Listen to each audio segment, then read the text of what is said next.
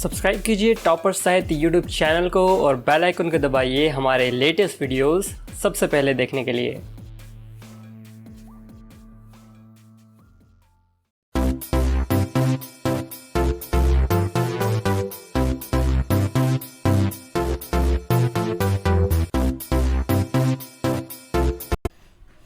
नमस्कार दोस्तों, मैं प्रदीप भारद्वाज टॉपर साहित्य चैनल पर आप सभी का स्वागत करता हूं। सभी को नमस्ते, सभी को राम राम।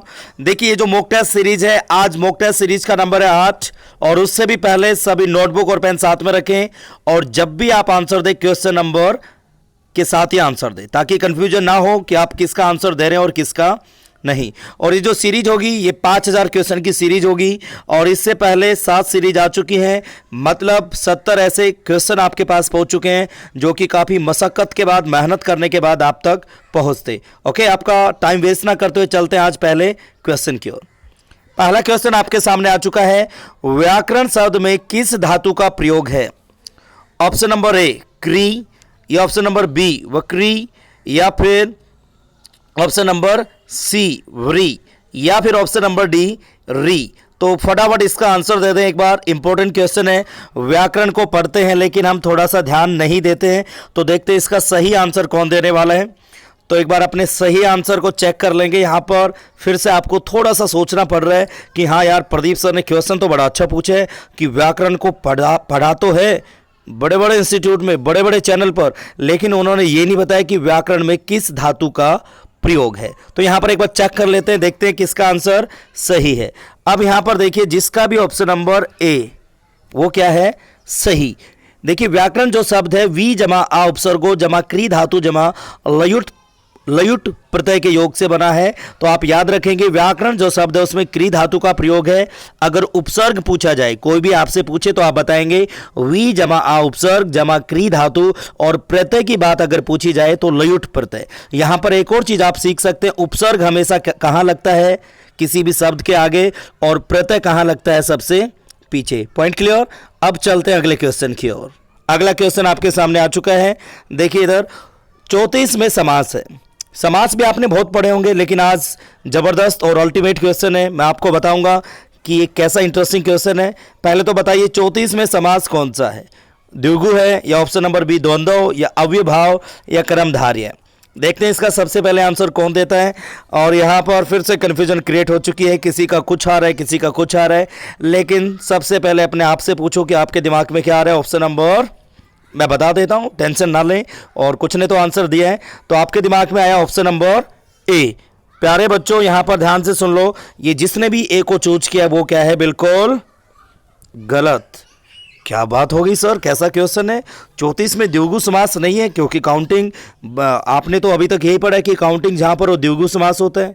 और कुछ ने तो इसका घुमा फिरा कर आंसर देने की कोशिश की, लेकिन सबका दिमाग 99% ए पर गया था। और देखिए, इसका बी भी नहीं है और इसका सी भी नहीं है, तो राइट आंसर क्या बचा? कर्मधारय। अब रटो मत, इसे समझने की कोशिश करो। इस रूल को आप लिख लो। देखिए, 34 जो है 4 और 30 से मिलकर बना 34। जब किसी एक ही शब्द में दो संख्याएं मिली हो तो वहां पर द्विगु समास होने की बजाय कर्मधारय समास होता है। आपने अब तक नहीं पढ़ा था ये रूल, लिख लें 34। या फिर देखिए, अगर हम कहें, जहां पर देखिए काउंटिंग आएगी तो द्विगु, लेकिन यहां पर 4 और 30 का मेल है भाई साहब, तो जनाब इसे याद रख लें। वहां पर कौन सा समास होगा? जहां पर दो संख्याएं आपस में मिली हो, कर्मधारय समास। एक बार थोड़ा सा कमेंट करके मुझे भी बता दें कि सर जबरदस्त चीज बता दी आपने, हमने पहले नहीं पढ़ा था और अब तक सुना भी नहीं होगा इसके बारे में। कमेंट कर दें एक बार, फिर चलते हैं अगले क्वेश्चन की ओर। पहले कमेंट करिए हाँ सर अच्छा लगा क्वेश्चन तो यस कर दे, एक बार यस करिए फटाफट। थैंक यू जिन्होंने भी यस किया। अब चलते हैं अगले क्वेश्चन की ओर। अगला क्वेश्चन आपके सामने आ चुका है। लॉकडाउन में, लॉकडाउन चल रहा है, lockdown is going on. Lockdown में पति पत्नी की दूरियां कम हो गई हैं। वैसे गर्लफ्रेंड और बॉयफ्रेंड की तो क्या है, बढ़ गई है, लेकिन यहाँ पर हम बात कर रहे हैं पति और पत्नी की। तो दूरियां क्या है, कम हो गई। क्यों? घर पे रहते हैं, काम करना पड़ता है, एक दूसरे की हेल्प करते हैं, तो क्या होगी? दूरियां कम होगी। लेकिन डियर स्टूडेंट्स, दूरियां में कौन सी संज्ञा है? पहला ऑप्शन नंबर ए है, या ऑप्शन नंबर बी, या ऑप्शन नंबर सी, या ऑप्शन नंबर डी। तो इसका राइट आंसर देखते कौन सबसे पहले देता है। और यहाँ पर फिर से कन्फ्यूजन क्रिएट हो चुकी है कि कैसे आपको इसका सही आंसर देना है। लेकिन आप एक चीज़ याद रखना, जब भी मॉक टेस्ट होगा मैं कुछ चीज़ें आपको ऐसे बताऊंगा जो विद एग्जाम्पल आपके माइंड में हमेशा रहेंगी और एग्जाम में आपका नंबर नहीं कटेगा। भले ही आपने उस चीज़ की थ्योरी ना पढ़ी हो, लेकिन एक्सप्लेनेशन को माइंड में रखना। ओके, तो इसका राइट आंसर एक बार चेक कर लेते हैं, जिसका भी ऑप्शन नंबर डी गलत, जिसका ऑप्शन नंबर बी गलत, जिसका ऑप्शन नंबर ए गलत, जिसका ऑप्शन नंबर सी वो क्या है, राइट। अब ये सही कैसे है, ध्यान से देखिए भाई। दूरियां, अगर हम दूर बोलेंगे तो क्या है, दूर, दूर क्या है, एक भाव है, लेकिन दूर से यहां पर हमने प्रयोग किया दूरियां। जब कभी भी भाववाचक संज्ञा को बहुवचन में प्रयुक्त करते हैं, प्रयोग में लाते हैं, लिख लें इस रूल को, तो वो कौन सी संज्ञा बन जाती है, जातिवाचक। अल्टीमेट रूल है। अच्छा लगा तो यस कर दें एक बार और क्वेश्चन नंबर डाल के आंसर दें। अब चलते हैं अगले क्वेश्चन की ओर। अच्छा लगा ना, थैंक यू। अगला क्वेश्चन, संज्ञा के कितने धर्म हैं। संज्ञा आपने पढ़ी है, आपने धर्मवीर की जोड़ी मूवी कई बार देखी है, लेकिन आपको ये नहीं पता कि हिंदी विषय की अगर तैयारी आप दिल से करना चाहते हो, गहराई से करना चाहते हो, तो भाई साहब जो भी हमारा बेस है संज्ञा, या आई मीन टू से व्याकरण या फिर साहित्य, उसके बेस को स्ट्रॉन्ग करना पड़ेगा। तो संज्ञा के कितने धर्म है, पहले तो वो बच्चे यहाँ पर कमेंट कर दें जिन्होंने इस क्वेश्चन को ही पहली बार सुना है। हाँ, जिन्होंने मेरे लाइव सेशन या ऑफलाइन या कई सालों से मेरे से जुड़े हुए हैं, उनको इसमें कभी बिल्कुल भी और कभी भी इस तरह की प्रॉब्लम नहीं आने वाली। और मैं आपको बता दूं, ये क्वेश्चन आप पहली बार देख रहे हो, कहीं भी आप पढ़े हो, मैं चैलेंज के साथ कह रहा हूं। देखिए, जो मैं कहूँगा बिल्कुल अनुभव और एक्सपीरियंस के आधार पर कहूँगा, ना कि ऐसे ही हवा में तीर चलाकर, क्योंकि ये आपने पहली बार सुना है संज्ञा के कितने धर्म है। संज्ञा तो पढ़ा है आपने। अब इसका आंसर एक बार चेक कर लेते हैं। देखिए, जिसका आंसर है भाई ऑप्शन नंबर ए, या ऑप्शन नंबर बी, या ऑप्शन नंबर सी, या ऑप्शन नंबर डी, या फिर देखिए इधर ऑप्शन नंबर कौन सा होगा यहाँ पर। और यहाँ पर थोड़े थोड़े आप कंफ्यूज हो चुके हो। किसी का आंसर जा रहा है ऑप्शन नंबर बी पर, किसी का ऑप्शन नंबर जा रहा है ए पर, किसी का ऑप्शन जा रहा है सी पर, और किसी का जा रहा है डी पर। ए बी सी डी सिखा रहे हो, 3 4 5 कर रहे हो, 4 5 3 कर रहे हो। तो देखते हैं इसका राइट आंसर चेक कर ले एक बार, होश उड़ेंगे आपके भी। इसका राइट आंसर होगा ऑप्शन नंबर सी। अब सी क्यों होगा, संज्ञा के धर्म कौन कौन से हैं, लिंग, वचन, कारक पढ़े हुए हैं सब आपने, लेकिन आपने क्या पढ़ा था, संज्ञा के कितने विकारी रूप हैं, ये आपके सामने आएगा। लेकिन मैं आपको एक बात बताऊं राज की, आपने संज्ञा में इसको भी ध्यान से नहीं पढ़ा। अगर मैं पूछता संज्ञा के कितने विकारी रूप हैं, तब भी आप क्या होते, कंफ्यूज। ओके, संज्ञा के विकारी और धर्म क्या है, 3 ही है, लिंग, वचन और कारक। और लगे हाथों में आपसे क्या छुपाऊं, अगर आप दिल से सपोर्ट कर रहे हो तो दिल से पढ़ाने के लिए तैयार हो। तो संज्ञा के लक्षण भी क्या है, 3 ही है, लिंग, वचन और कारक। कहने का मतलब क्या है, संज्ञा के धर्म आए, लक्षण आए या विकारी रूप आए, तो आंसर क्या होगा, 3। कौन कौन से, लिंग, वचन और कारक। अब तो समझ में आ गया, कभी नहीं बोलने वाले आप। अब चलते हैं अगले क्वेश्चन की ओर। अगला क्वेश्चन आपके सामने आ चुका है। दलित शब्द का सबसे पहले प्रयोग किसने किया, पेरियार, अंबेडकर, ओम प्रकाश वाल्मीकि। देखिए, एग्जाम में पहले मैं आपको बता दूं, ऑप्शन नंबर ये जो सी है, इसमें यहाँ पर वाल्मीकि, कुछ वाल्मीकि लिखते हैं, गलत है। और ये वर्तनी में मीन्स ये पूछा जाएगा, स्पेलिंग टेस्ट में कह लो, शुद्ध और अशुद्ध में आपसे पूछा जाएगा, तो वाल्मीकि होता है, ना कि वाल्मीकि। और यहाँ पर एक और खास बात, वाल्मीकि तो लिख देते हैं, लेकिन बड़े की मात्रा कै पर नहीं आती है, यहाँ पर देखिए छोटे की मात्रा है। ओके, एक नई चीज़ और बता दी यहाँ पर। अब ऑप्शन नंबर डी, स्वामी अच्युतानंद। बताइए फटाफट यहाँ पर किसका राइट आंसर होगा। दलित शब्द का सबसे पहले प्रयोग किसने किया, वेरी गुड। कुछ बच्चों का बिल्कुल वही जा रहा है जो मैंने सोचा था, और किसी का बी जा रहा है, किसी का सी जा रहा है, किसी का ए जा रहा है, किसी का डी जा रहा है। अब राइट आंसर को टैली कर लेते हैं प्यारे बच्चों। देखिए, सबसे पहले क्वेश्चन देखने के बाद क्या होता है, दिमाग में आते हैं हमारे अंबेडकर भाई साहब। ओके, और फिर आते हैं हमारे किसी किसी के ये भी आया होगा, ओम प्रकाश वाल्मीकि। और बचा पहला ऑप्शन और डी, ये काफ़ी कम के में आया होगा, एम आई राइट। तो इसका राइट आंसर चेक कर लेते हैं। जिसका भी ऑप्शन नंबर डी है वो क्या है, सही। और यहाँ पर एक और चीज़ आप लिख लें, ओम प्रकाश वाल्मीकि की एक रचना पूछी जाती है आपकी सीटेट में भी, कई बार एग्जाम में ये क्वेश्चन उठाया गया है, और साहित्य में तो आएगा ही आएगा। झूठन इनकी क्या है, एक रचना, ओम प्रकाश वाल्मीकि की एक रचना है झूठन, लिख लें इसे झूठन।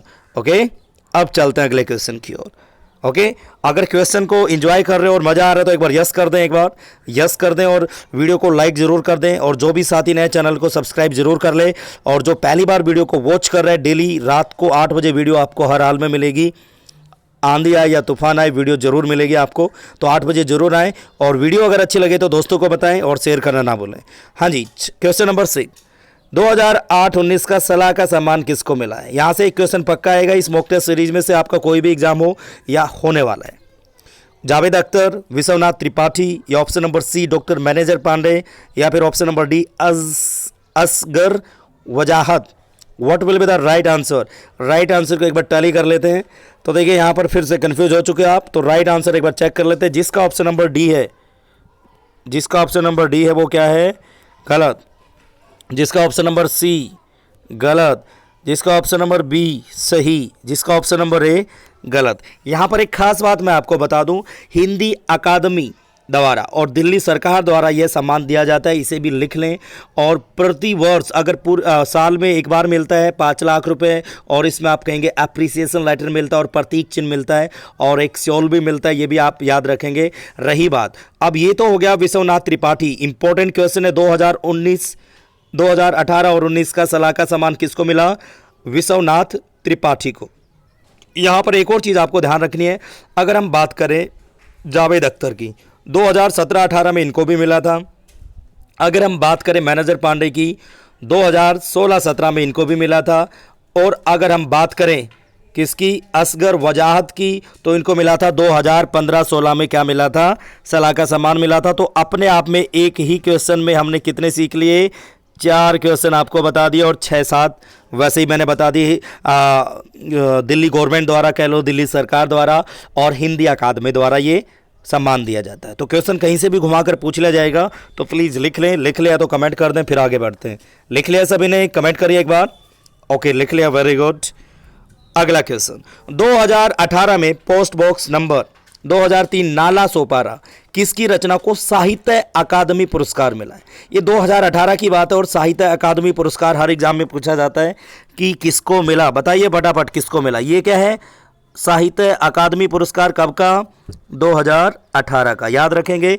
अब किसको मिला? नासिरा शर्मा, कृष्णा सोबती। ये देखिए कृष्णा, यहाँ पर फटाफट आंसर दीजिए। यहाँ पर कृष्णा, चित्रा मुदगल या फिर उषा किरण खान। तो देखते हैं इसका राइट आंसर कौन देगा, और इसका राइट आंसर एक बार चेक कर लेते हैं। और मैं आपको फिर से एक बार रिमाइंड करा देता हूँ, इस मॉक टेस्ट सीरीज में से काफ़ी सारे क्वेश्चन आपके होने वाले एग्जाम में मिलेंगे। एवरीथिंग इज एग्जाम ओरिएंटेड, सब कुछ एग्जाम ओरिएंटेड मैं आपको बता रहा हूँ। ठीक है, इसका राइट आंसर चेक कर लेते हैं। यहाँ पर भी कन्फ्यूजन क्रिएट हो गई है, और राइट आंसर एक बार चेक कर लेते हैं, जिसका भी ऑप्शन नंबर सी, वो क्या है? सही, चित्रा मुदगल। और दूसरा कोरोना उपन्यास आ चुका है, किसका आ चुका है ये भी कमेंट कर देना। और हमारा जो व्हाट्सएप पर ग्रुप है वहाँ पर भी बताया गया था कि एक कोरोना उपन्यास आने वाला है थोड़ी दिन में, लेकिन किसका? अभी थोड़े दिन में मार्केट में भी आने वाला और पढ़ने को मिलेगा। और हिंदी साहित्य में पहला कोरोना वायरस पर लिखा गया उपन्यास आने वाला है, लेकिन किसका है ये भी आंसर ऑफलाइन कमेंट करेंगे, और स्कोर को भी। Okay, very good. और सभी से मैं फिर से एक बार अनुरोध करता हूं, रिक्वेस्ट है, प्रार्थना है कि क्वेश्चन नंबर डालकर ही आप आंसर दें, कन्फ्यूजन क्रिएट ना करें। और ऑफलाइन ही आपके स्कोर आने चाहिए।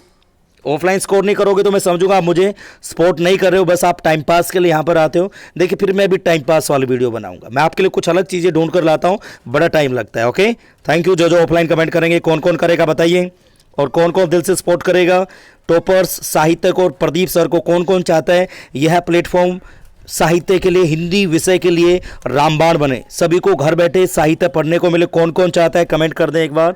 थैंक यू जिन्होंने भी कमेंट किया, दिल से धन्यवाद साथ देने के लिए। अगला इंपॉर्टेंट क्वेश्चन, ड्रिंजर महोदय ने सिंधु घाटी लिपि को क्या कहा है, क्या नाम दिया? भाव ध्वनि मूलक, चित्र ध्वनि मूलक, या फिर ट्रांजिशनल स्क्रिप्ट, या फिर ऑप्शन नंबर डी। बताइए ऑप्शन नंबर ए, बी, सी या डी। तो राइट आंसर क्या होगा एक बार चेक कर लेते हैं। जिसका भी option number B, very good, आपसे यही उम्मीद थी, गलत कर दिया। क्या है? गलत।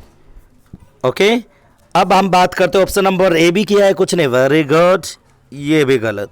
ऑप्शन नंबर सी किया आपने, वेरी गुड। ये तो क्या है, बिल्कुल ही गलत, क्योंकि ए और सी दोनों का है। याद रखेंगे ड्रिंजर महोदय ने क्या कहा। देखिए सिंधु घाटी लिपि को, देखिए खरोष्टी और ब्राह्मी लिपि के बारे में मैं आपको बता चुका हूं, और दूसरा कमिंग सून मोर सेशन, सब कुछ डिटेल में मैं आपको बताऊंगा। साथ देते रहें, सपोर्ट देते रहें, ठीक है। तो इन्होंने क्या कहा, इन्होंने दो नाम दिए, भाव ध्वनि मूलक और transitional script. Most important question है, किसको कहे, सिंधु घाटी लिपि को। किसने, ड्रिंजर महोदय ने। सुनने से भी याद होगा आपको। ओके, अब चलते हैं अगले क्वेश्चन की ओर। अगला क्वेश्चन आपके सामने आ चुका है, इतिहास शब्द किस भाषा का शब्द है। कमेंट करिए फटाफट बिना देखे। कई बार इसके ऊपर तो बिल्कुल वीडियो बना रखी है मैंने, तीसरी और चौथी वीडियो क्या है, इतिहास के ऊपर है, बिल्कुल ऐसे एक्सप्लेन कर रखा है, कहीं भी आपको मिलेगा नहीं। वीडियो को जरूर वॉच कर ले। बताइए, उर्दू, संस्कृत, अरबी, ये ऑप्शन नंबर डी। तो यहाँ पर भी कुछ बच्चे कंफ्यूज हो चुके हैं, किसी का आ रहा है ए, किसी का आ रहा है बी, कोई लिख रहा है अरबी, कोई लिख रहा है संस्कृत, कोई लिख रहा है उर्दू। तो राइट आंसर को एक बार चेक कर लेते हैं। जिसका भी ऑप्शन नंबर डी है वो क्या है, गलत। सी वाला गलत, ए वाला गलत। तो इतिहास संस्कृत भाषा का शब्द है। ये इतिहास हम शब्द की बात कर रहे हैं। ओके, जैसे हिंदी क्या है, फारसी भाषा का शब्द है, याद करवा चुका हूँ, एग्जाम में आएगा। हिंदी क्या है, फारसी भाषा का शब्द है। प्लीज़ इसे भी लिख लें, कभी कुछ बच्चे कहें बताए नहीं। और हिंदी की शुरुआत 1000 ईस्वी से मानी जाती है। ये डिट्टो पूछा जाएगा। आप या फिर यूपी में रहते हो, बिहार में रहते हो, छत्तीसगढ़ के हो, कोई मैटर नहीं करता, हरियाणा के हो या दिल्ली के हो या राजस्थान के हो, अगर आप कोई भी एग्जाम दोगे हिंदी से संबंधित, इसी तरह के क्वेश्चन वहाँ पर पूछे जाएंगे। ओके, आपका लॉस ना हो इसलिए मैं बार बार रिपीट कर देता हूँ। ओके, अब चलें अगले क्वेश्चन की ओर, फटाफट कमेंट कर दें। Okay, thank you. अगला क्वेश्चन, सर्वनाम के कुल भेद कितने हैं बताइए, 11, 12, 7 या 6। फटाफट कमेंट कर दें एक बार। और इससे पहले भी कुछ देखिए, यहाँ पर मिक्सअप क्वेश्चन आपको मिलते हैं, ग्रामर और साहित्य, ताकि आपकी प्रैक्टिस अच्छी हो। और जैसे ही हमारे 1000 सब्सक्राइबर हो जाएंगे, यहाँ पर ध्यान से देखिए, 1000 तो मैं लाइव आना स्टार्ट कर दूंगा, जिससे क्या होगा, आप सभी को फायदा होगा। और जो यहाँ पर मैं आपको बता रहा हूँ, वहाँ पर पूरा बिल्कुल टॉपिक को एक्सप्लेन करेंगे। कुछ वीडियोज आप तक पहुँचा भी दिए हैं। तो इस राइट आंसर चेक कर लेते हैं। जिसका option number A, very good, गलत। जिसका ऑप्शन नंबर बी, बिल्कुल मुझे पता था आपको लगेगा सही, गलत। ऑप्शन नंबर सी गलत। भाई सर्वनाम के कितने भेद होते हैं, 6 भेद होते हैं। एग्जाम में डिट्टो पूछा जाएगा। और कुल सर्वनामों की या मूल सर्वनामों की संख्या पूछी जाए तो क्या होगा आंसर, 11। ये भेद पूछे हैं, भेद हैं 6 और कुल सर्वनाम कितने हैं, 11। याद रखेंगे, पहले याद करा चुका हूं। आई होप आज का सेशन भी अच्छा रहा। और ऑफलाइन कमेंट करके ही आप अपना स्कोर बताएंगे। और वीडियो को शेयर करिए। व्हाट्सअप स्टेटस पर कुछ ही लोग लगाते हैं, जैसे बबीता मैम को देखा था मैंने, सोनिया मैम लगाती है, लेकिन कुछ और हैं जो दिल से सपोर्ट नहीं कर रहे हैं। ये सब कुछ आपके लिए, सपोर्ट करेंगे तो और अच्छी अच्छी वीडियोस और अच्छे अच्छे तथ्य या फैक्ट्स कह लो या क्वेश्चन आप तक पहुंचाने की कोशिश रहेगी। लेकिन आपके कमेंट और आपका फीडबैक मुझे मोटिवेट करेगा। और जब तक आप लाइक नहीं करेंगे, शेयर नहीं करेंगे, दोस्तों को नहीं बताएंगे, तो मैं कैसे इसको आगे बढ़ा पाऊंगा। तो मुझे भी लगेगा कि बच्चों को अच्छा नहीं लग रहा है, अच्छा कंटेंट नहीं मिल रहा है, तो मैं भी शायद ये सोचूंगा कि वीडियो ना बनाऊं। क्या आप ऐसा चाहते हो कि मैं वीडियो ना बनाऊं? मेरे ख्याल से आप में से कोई नहीं चाहता होगा। लेकिन मैं कह रहा हूं 1000 सब्सक्राइबर होते ही आपको लाइव पढ़ाऊंगा, जो आपको बड़ी महंगी फीस में पढ़ना पड़ता है साहित्य। सब कुछ आपको सीरीज से और बिल्कुल सिस्टमैटिक ढंग से आपको पढ़ाया जाएगा। Okay, thank you, thanks for watching it and have a cool day. मिलते हैं अगली सीरीज में नई चीज़ों के साथ। देखिए, जो भी साथी हमारे व्हाट्सअप ग्रुप से जुड़ना चाहते हैं, यहाँ पर सामने व्हाट्सअप ग्रुप भी है और आप जुड़ना चाहें तो जुड़ सकते हैं। दूसरा, इस वीडियो को जितना उसके शेयर कीजिए। Thank you, bye bye.